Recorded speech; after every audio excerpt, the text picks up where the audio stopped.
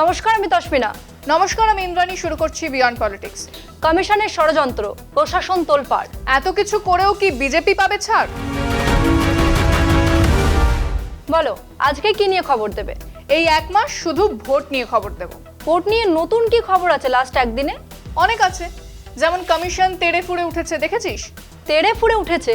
সে তো কবে থেকে এসআইআর নিয়ে লাফালাফি করছে কমিশন। এসআইআর কমিশনের হাতের বাইরে চলে গেছে, সবটাই এখন বিচার বিভাগের হাতে। হ্যাঁ, এসআইআর এর বাকি প্রক্রিয়ায় তো কমিশন হস্তক্ষেপ করতে পারবে না। না, পারবে না। আর সেখানে এবার ডেসপারেট হয়ে গেছে কমিশন। কেন, কি হয়েছে বলো তো? লাগাতার রদবদল, পুলিশ প্রশাসনকে ওলটপালট করে দিচ্ছে কমিশন। সবাইকে ট্রান্সফার করে দিচ্ছে। ডিজি থেকে ডিআইজি, ডিএম সবাইকে বদলি করে দিচ্ছে কমিশন। শুধু বদলি নয়, দূর দূরান্তের রাজ্যে পাঠিয়ে দিচ্ছে। সে কি, এরকম কেন করছে?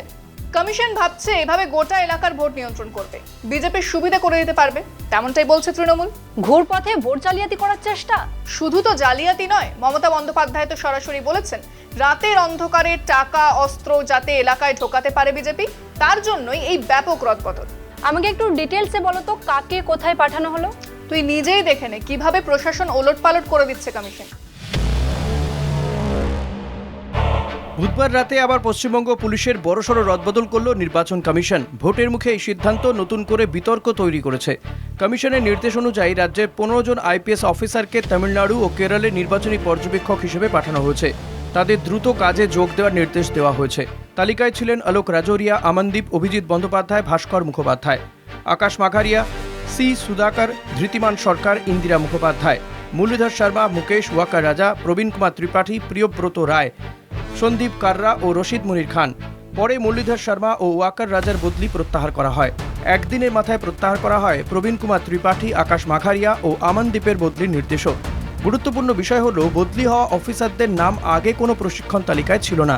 সাধারণত ভিন রাজ্যে পাঠানোর আগে প্রশিক্ষণ দেওয়া হয়, কিন্তু এবার তা হয়নি। কমিশন জানিয়েছে প্রশিক্ষণ বাধ্যতামূলক নয়। এই ব্যাখ্যা অনেকের কাছে গ্রহণযোগ্য হয়নি। এর পাশাপাশি 5 জন ডিআইজিরও বদলি করা হয়েছে। রায়গঞ্জে রাঠোর অমিত কুমার ভরত, মুর্শিদাবাদে অজিত সিং যাদব, জলপাইগুড়িতে অঞ্জলি সিং, বর্ধমানে শ্রীহরি পাণ্ডে এবং প্রেসিডেন্সি রেঞ্জে কঙ্কর প্রসাদ বারুইকে আনা হয়েছে। নতুনদের দ্রুত দায়িত্ব নিতে বলা হয়েছে। শুধু পুলিশ নয়, 13 জন জেলা শাসককেও বদলি করা হয়েছে। এই ধারাবাহিক বদল নিয়ে প্রশ্ন উঠছে। ইতিমধ্যে মুখ্য সচিব, স্বরাষ্ট্র সচিব, ডিজিপি, একাধিক পুলিশ কমিশনারকে সরানো হয়েছে। কমিশন স্পষ্ট জানিয়েছে, যাদের সরানো হয়েছে তারা আর নির্বাচনী কাজে যুক্ত থাকতে পারবেন না। শাসক দল তৃণমূল কংগ্রেস এই সিদ্ধান্তের তীব্র সমালোচনা করেছে। মুখ্যমন্ত্রী মমতা বন্দ্যোপাধ্যায় অভিযোগ করেছেন, রাজ্যের সঙ্গে আলোচনা না করেই একতরফা সিদ্ধান্ত নেওয়া হচ্ছে। আগে যেখানে প্যানেল যাওয়া হতো, এবার সেই প্রথা মানা হয়নি। সমালোচকদের মতে নির্বাচন কমিশনের এই আচরণ নিরপেক্ষতার বদলে অতিরিক্ত হস্তক্ষেপের ইঙ্গিত দিচ্ছে। একই সঙ্গে প্রশ্ন উঠছে, কেন প্রশিক্ষণপ্রাপ্ত অফিসারদের বাদ দিয়ে অন্যদের তড়িঘড়ি পাঠানো হলো? নির্বাচনের সময় আইন শৃঙ্খলার দায়িত্ব কমিশনের হাতে থাকলেও এত বড় মাত্রার হস্তক্ষেপ প্রশাসনের স্বাভাবিক কাজকর্মকে ব্যাহত করতে পারে। এতে নির্বাচন প্রক্রিয়ার ওপর মানুষের আস্থা কমার আশঙ্কাও রয়েছে। বাইরের রাজ্যের পুলিশ এনে বসাচ্ছে? হ্যাঁ, বাইরের রাজ্য থেকে লোক এনে বসানো হচ্ছে। তাতে তো প্রশাসনিকভাবে দুর্বল হতে পারে এলাকা। সেটাই তো হলো বড় চিন্তা। মুখ্যমন্ত্রী বলে দিয়েছেন, রাজ্যে কোনো রকম অশান্তি হলে দায় নির্বাচন কমিশনের। সত্যি পরিস্থিতি তো জটিল হয়ে যাচ্ছে। জটিল? তৃণমূল সুপ্রিমো বলেছেন এটা একরকমের জরুরি অবস্থা, অঘোষিত ইমার্জেন্সি, রাষ্ট্রপতির শাসনের মতোই। বাংলাকে ইচ্ছে করেই টার্গেট করা হচ্ছে, তাই না? তেমনই তো মনে হচ্ছে। এরকম বিশাল রদবদল আগে দেখা যায়নি। কিন্তু কেন কমিশন এরকম কেন করছে? বিজেপি জানে শুধু নিজেদের দমে ওরা ক্ষমতা দখল করতে পারবে না, তাই কমিশনকে কাজে লাগানো হচ্ছে। কেন, বিজেপির কোনো সংগঠন নেই? না, নেই। দিল্লি নেতাদের ওপরেই ভরসা করে চলছে বিজেপির এই ভোট প্রচার। আবার উড়ে উড়ে আসবে পরিযায়ী নেতারা? হ্যাঁ, আবার কি? উড়ে উড়ে আসবে, সে বিভাজন আর বৈষম্য ছড়াবে। এটাই তো কেন্দ্রীয় নেতৃত্বের কাজ। মোদি শাহ নিশ্চয়ই বাংলায় ঘন ঘন আসবেন।